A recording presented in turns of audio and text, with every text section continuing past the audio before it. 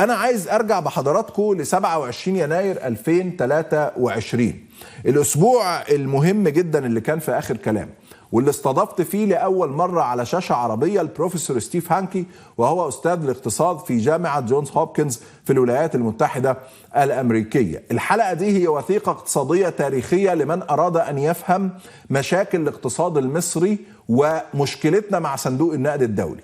خليني أعرض لحضراتكم فيديوهين من مقابلة آخر كلام وأسامة جويش مع ستيف هانكي السنة اللي فاتت، وتخيل الكلام ده النهاردة، لأنه ستيف هانكي كان قاري المشهد اللي احنا فيه النهاردة.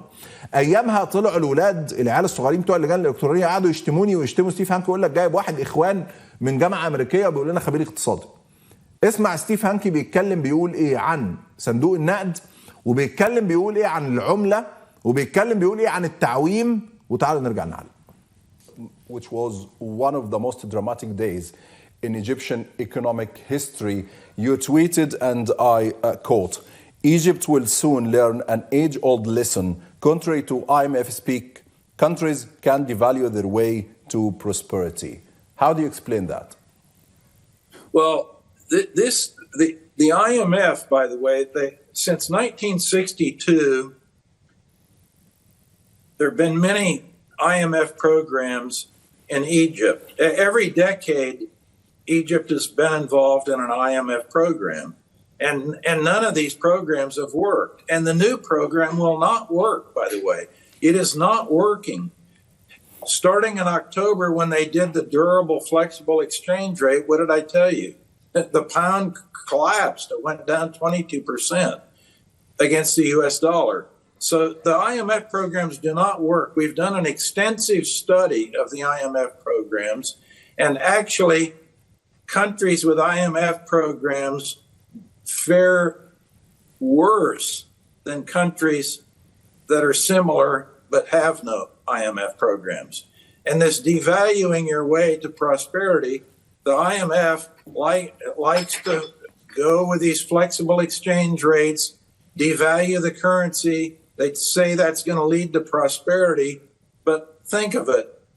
If that was true, we would have one of the greatest economies in the world in Venezuela, where over the last few years, they've completely decimated the Venezuelan bolivar. It's depreciated by over 99% against the US dollar. Or go to Zimbabwe. Zimbabwe is in Africa, and it's devalued its currency again over the last year by over 90%. So, and they don't have prosperity. Look at the alternative. The one currency that's actually appreciated in real inflation-adjusted terms since World War I, the only one in the world that's actually appreciated in real terms over time, the Swiss franc. And the Swiss economy does beautifully. They have a tremendous export sector, very stable economy, and a very strong currency. The strongest currency in the world over time is the Swiss franc. And Sisi said that there is a global economic crisis that Egypt is not responsible for, and the prices are soaring everywhere in the world. So do you agree with the president of Egypt? Do you think the world is facing a global inflation? No. Inflations are always local. President Sisi is just trying to distract from the real problem, which is a local problem. And the local problem is the fact that you have a current, in particular, a currency that's really kind of junk. If you look at the pound since January 2022, little over a year ago, it's depreciated by about 47% against the US dollar. Yeah. Now they came in with a new program supposedly that was blessed by the IMF. On October 27th, 2022, they have what they call a durable but flexible exchange rate, which is a contradiction in terms, by the way. Durable, flexible exchange rate. It's a kind of a nonsense thing. But what's happened?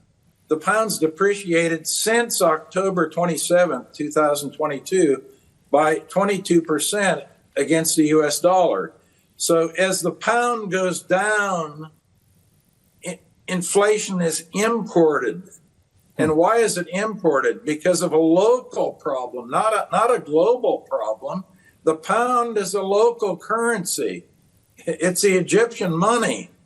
It isn't a global currency. In fact, no one outside of Egypt uses the pound because it's junk. It's worthless, basically. For international transactions, it's just not used. Yeah, I think this is a very important point. طيب ده كان جزء من مقابلة آخر كلام مع ستيف هانكي أستاذ الاقتصاد في جامعة جون هوبكنز في الولايات المتحدة الأمريكية السنة اللي فاتت. الراجل اتكلم عن علاقتنا بصندوق النقد الدولي، إزاي صندوق النقد دمر تجارب لبلدان مختلفة، تجارب اقتصادية لبلدان مختلفة، وأن الجنيه المصري ما هو إلا خردة، وأن المشكلة المصرية محلية بالأساس للاقتصاد المصري.